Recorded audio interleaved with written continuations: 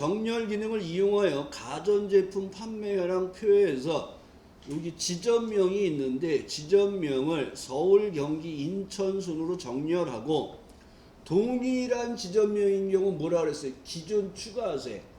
동일한 지점명은 기준 추가하고 판매량의 셀색이 위에 표시되도록 정렬하세요. 그러면 여러분들은 정렬 작업을 할 때, 분석 작업을 할 때 자동 범위 지정 쓰지 말라 그랬어요. 수동으로 범위 지정하셔야 돼요. 그래서 지점명서부터 전체 범위 잡으시고 데이터 탭 정렬을 눌러서 사용을 하시는 거예요. 그 다음에 첫 번째가 지점명을 기준으로, 자, 지점명으로 바꾸시고, 그 오름차순, 내림차순, 그 정렬의 종류가 두 가지가 아니라 세 가지예요. 그러니까 오름차순은 엘리베이터를 타고 올라가요. 그래서 1, 2, 3, 4, 5, 6, 7. 그러니까 숫자가 커지는 형태예요. 내림차순은 숫자가 작아지는 상태로, 그 다음에 그러니까 가나다 순으로 보면 기역부터 니은, 디귿 이렇게 나오는 게 오름차순, 시읍부터 나오는 게 내림차순이에요. 근데 여기에 나와 있는 건 서울, 경기, 인천이니까 시은수로 왔다가 기역으로 왔다 이음으로 가잖아요. 그러니까 오름차순, 내림차순이 아니에요. 이럴 때는 사용자 지정 목록에 들어가서 여러분들이 서울, 경기, 인천을 여기다 써주셔야 돼요. 자, 서울, 경기, 인천이라고 써주세요. 사용자 지정 목록에서.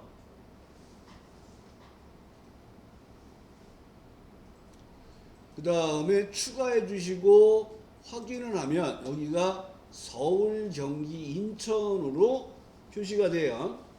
그 다음에 기준을 추가한다 그랬어요. 기준을 동일한 지점명인 경우 기준 추가해서 여기 나온 건 판매량의 셀값이 아니라 셀색이, 그러면 여기에 색이 있는 거냐 없는 거냐를 보시면 돼요. RGB 값은 마우스로 이렇게 갖다 대면 RGB 255 1920 이게 보이는데 색이 종류가 여러 가지 있으면 여러 가지는 몰라도 이 판매량에는 색이 있고 없고로 보시면 돼요. 색이 있는 거를 위에 표시할 거예요 하고 확인하고 눌러주시면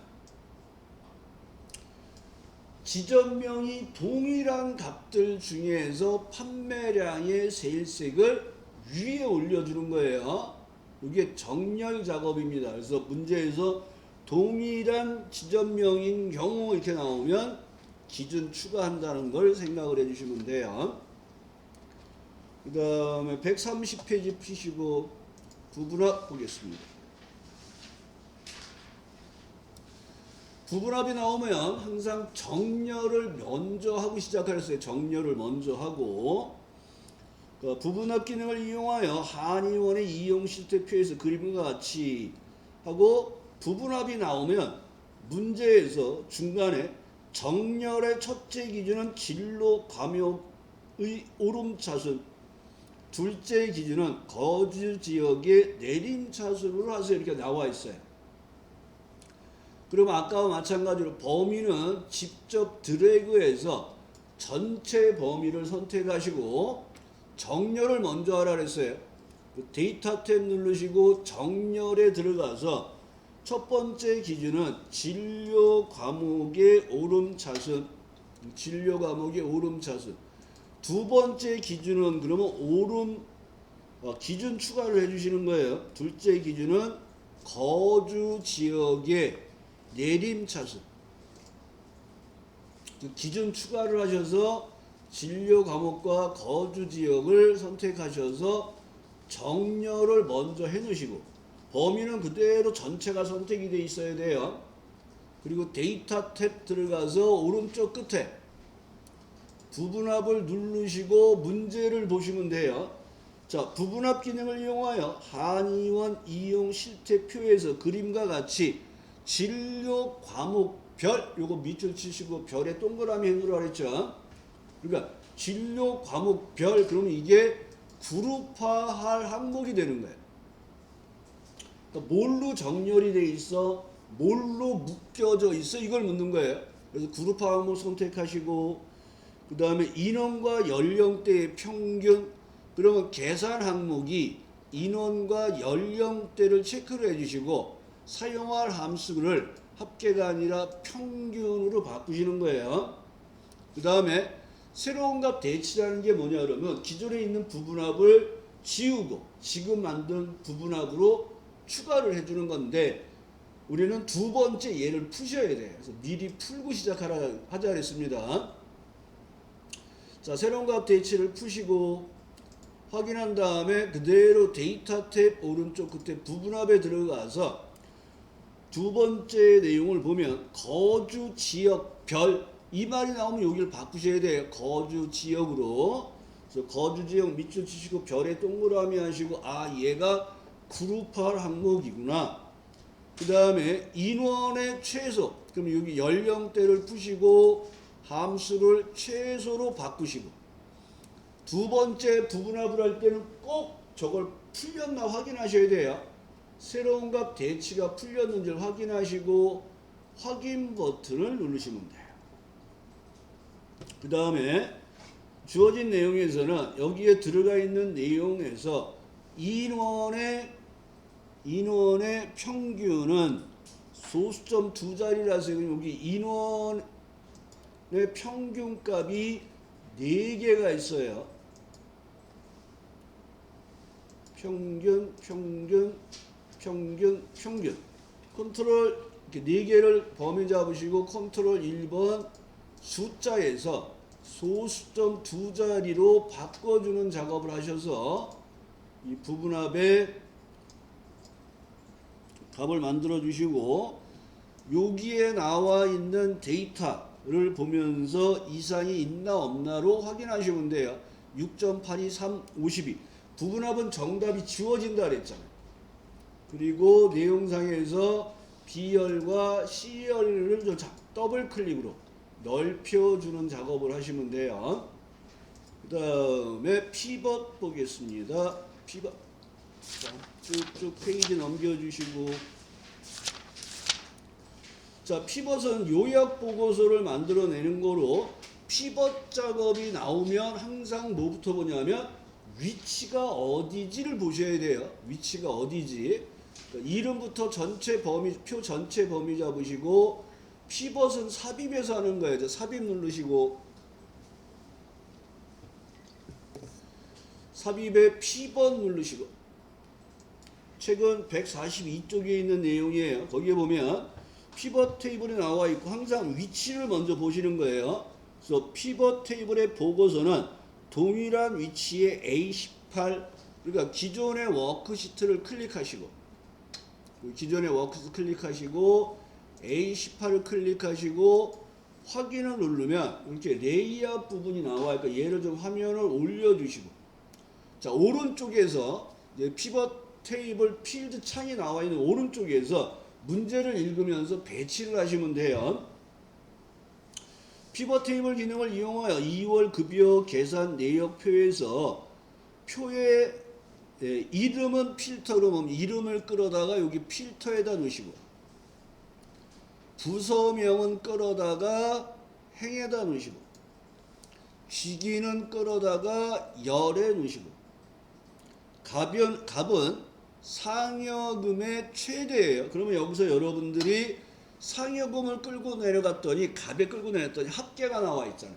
그러니까 얘 함수를 바꿀 때는 여기에서 그냥 상여금에서 클릭 값 필드 설정 뭐라 그랬죠? 상여금의 최대 바꾸시는데 밑으로 내려가면서 뭐가 있냐고 보면 거기 세 번째 화살표에 보면 값 영역의 표시 형식은 값 필드 설정의 셀 서식 대화 상자에서 숫자 범주와 천 단위 구분기를 이용하세요 그랬잖아요. 그러면 여기 여러분들이 값 필드 설정에 들어왔으니까 여기서 바로 밑에 표시 형식으로 가시는 거예요.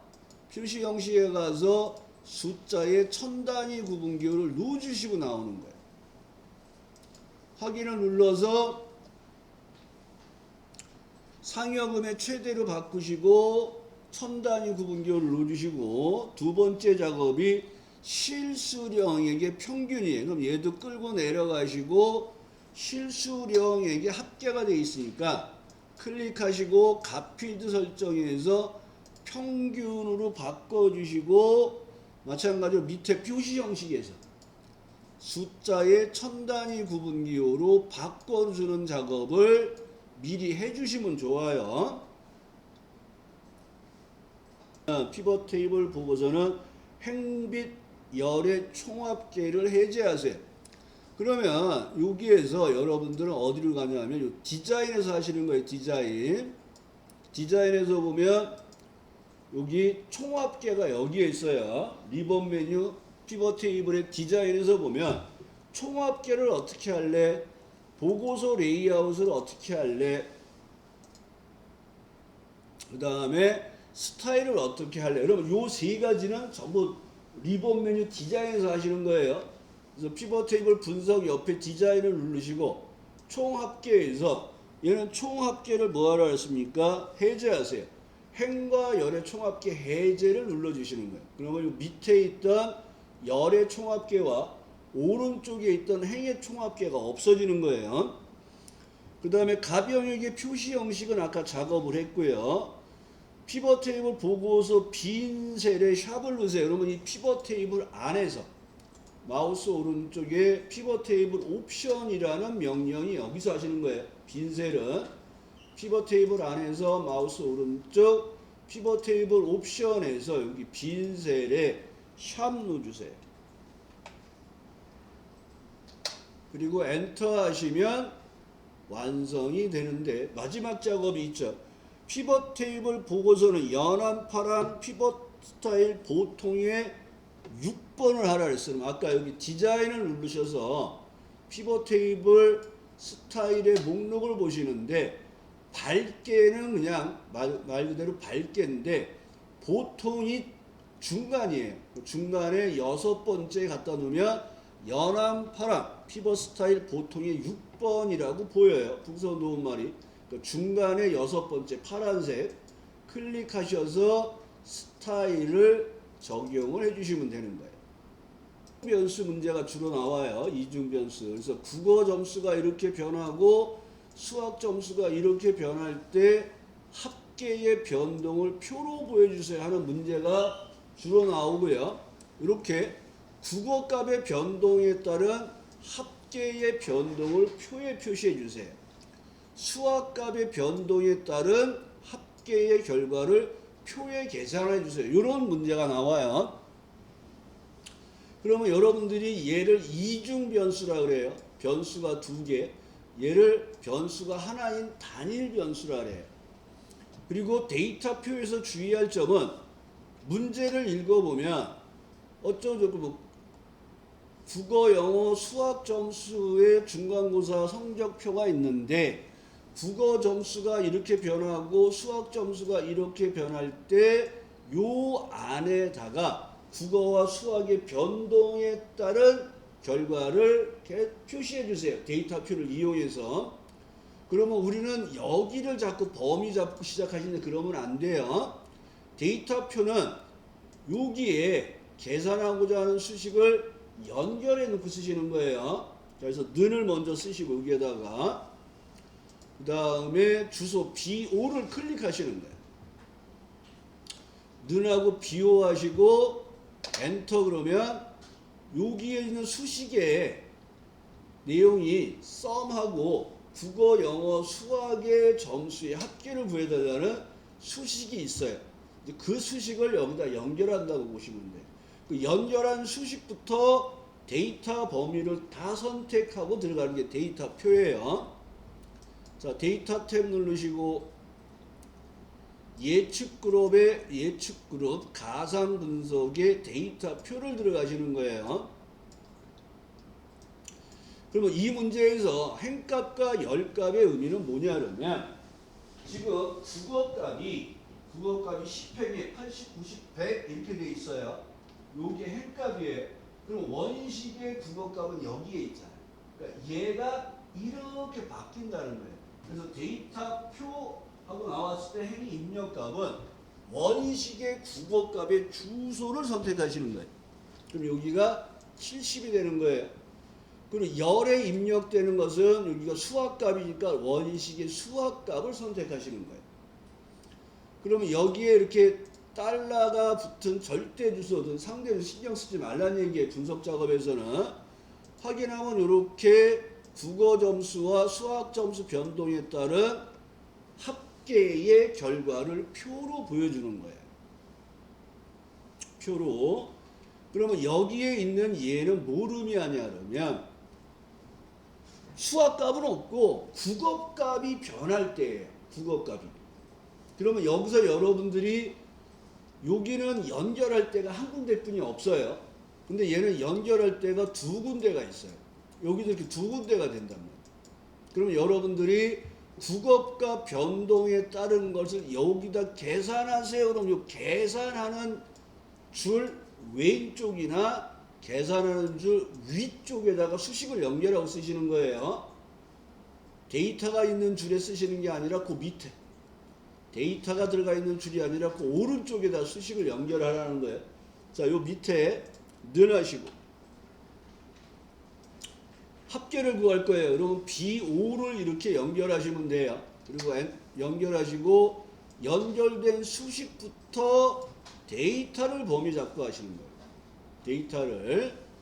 자, 그러면 가상 분석의 데이터 탭 가상 분석의 데이터 표에 들어가서 행에 입력되는 값은 국어잖아요. 그리고 얘는 인수가 하나예요. 그러면 국어만 선택하시고 확인을 넣어주시면 돼요. 확인.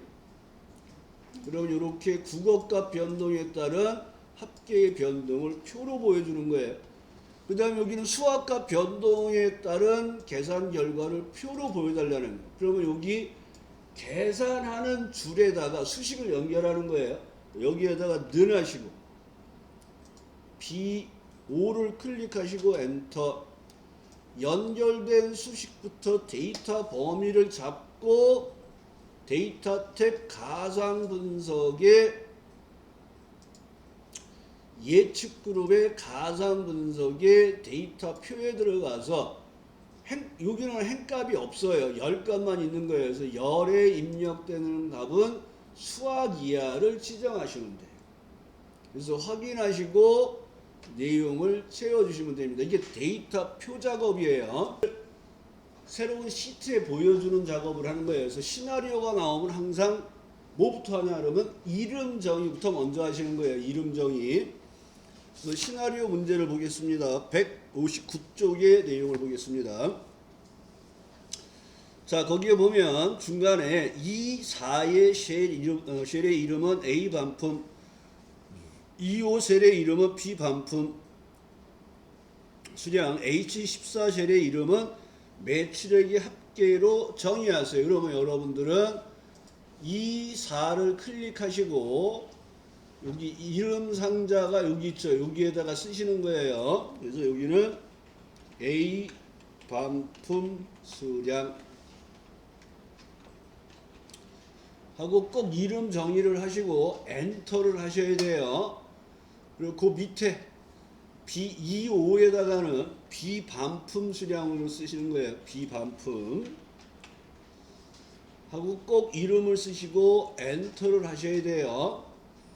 그 다음에 H14 클릭하시고 이름 상자의 매출액 합계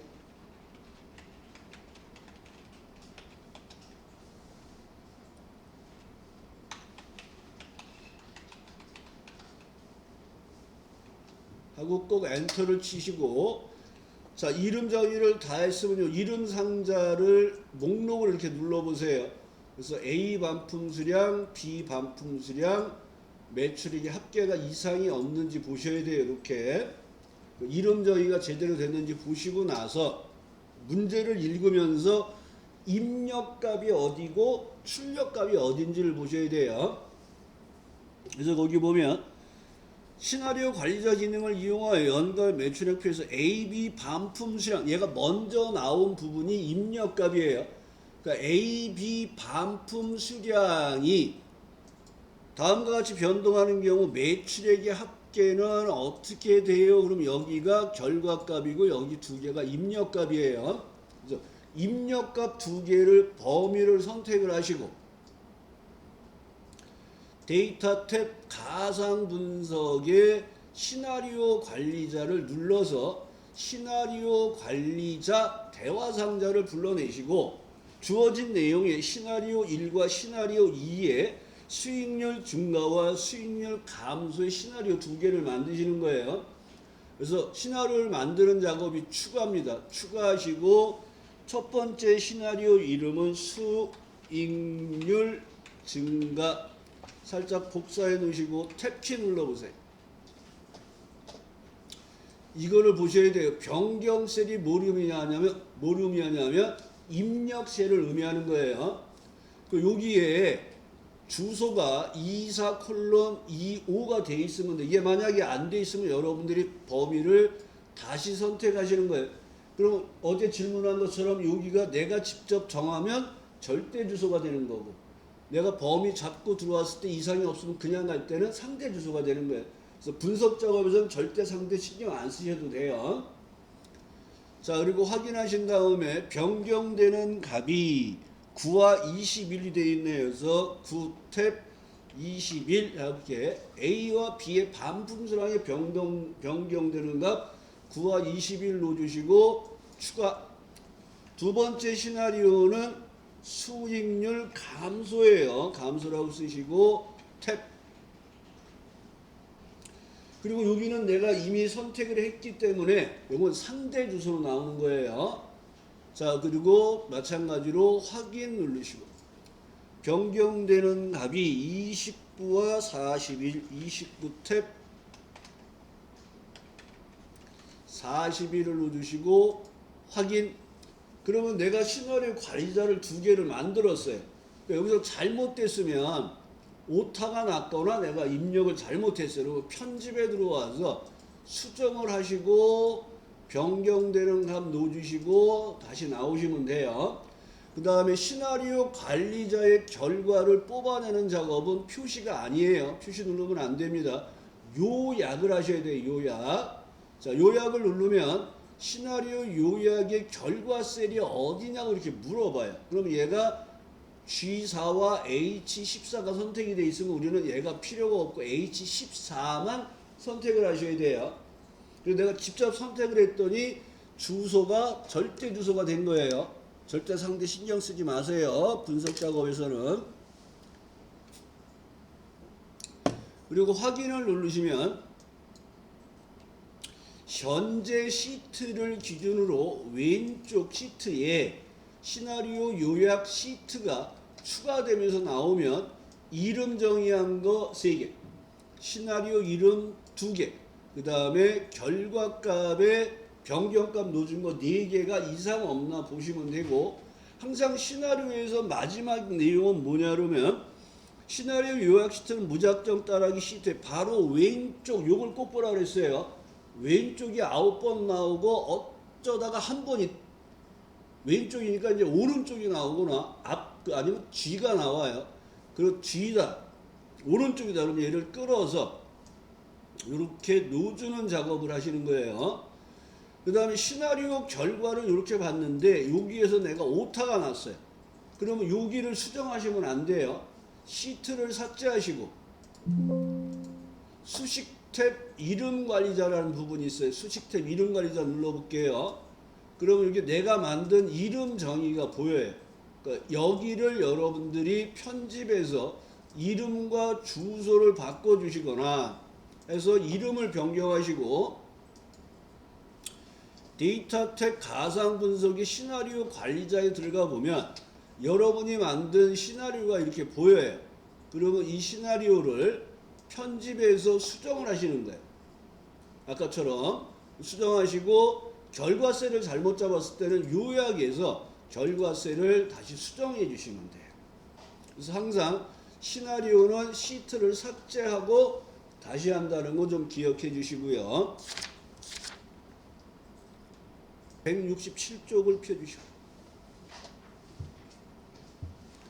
그래서 여기에 문제에서는 얘가 똑같이 여기에 계산 결과를 표시하세요가 함정이에요.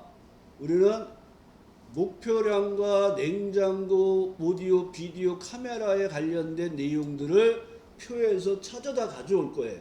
그래서 통합을 할 때는 여기에 계산하세요 그러면 품목부터 범위 잡고 시작하시는 거예요. 자, 품목부터 범위 잡으시고 통합할 표를 범위 잡고 시작하시는 거예요. 데이터 탭 누르시고 통합 누르시고 통합은 데이터 도구에 있어요. 여기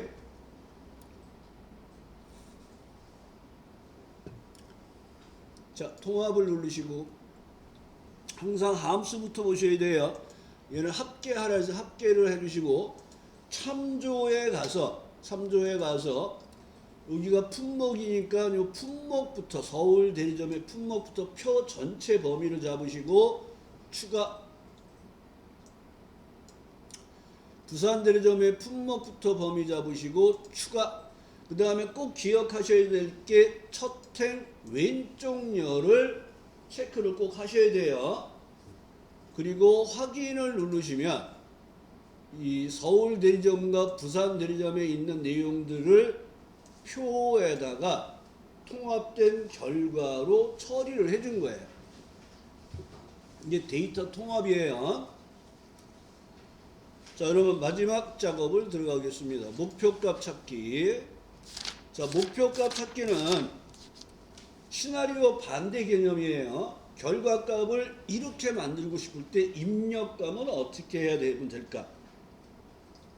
그래서 이 문제에서는 대출 금액, 상환 기간 그리고 이자율을 이용하여 월 상환액을 계산한 것이다. 목표값 찾기 기능을 이용하여 대출 현황표에서 월 상환액이 여기 보면 월 상환액이라고 있어요. 얘가 44,000원인데 내가 100만 원을 2년 동안 갚겠다 했는데 그 100만 원을 이제 대출을 받았는데 연이율이 6%예요. 그래서 내가 2년 동안 갚겠다고 했더니 얘가 한 달에 44,000원씩은 내셔야 돼 하고 이제 나와 있는데 내가 2만 원밖에 못 넣겠단 말이야 한 달에. 그러면 대출 기간을 몇 년으로 하면 될까? 그래서 여기도 입력값과 시나리오처럼 입력값과 결과값을 확인해서 시작하셔야 돼요. 그래서 얘는 결과값의 변동에 따른 입력값의 변화를 보고 싶은 거기 때문에 결과값의 포인트 누구 시작하시는 거예요. 데이터 탭 가상 분석에 들어가시고 시나리오 관리자 밑에 목표값 찾기에 들어가서 요 세 개의 내용을 맞춰주시면 돼요. 그러니까 요 목표값 찾기 대화 상자가 필기 시험에 의외로 많이 나왔어요. 그래서 요거 수식셀은 결과값, 찾는 값은 목표값. 44,000원이 얼마를 되길 원한다고요? 2만 원. 그래서 여기는 입방 빵빵빵 하고 2만 원을 여기다 넣어주시고 값을 바꿀 셀은 입력 때는 상환 기간이 얼마가 되면 2만 원이 될까를 알고 싶은 거예요. 그래서 요 세 개의 값만 넣어주시면 돼요. 자, 확인하시고 나오면 얘가 5년이면 2만 원씩 상환해서 갚아야 돼 하고 나온 거예요. 취소하면 원상태로 돌아가시고요. 확인해서 확정을 하는 걸로 작업을 마무리하시면 돼요.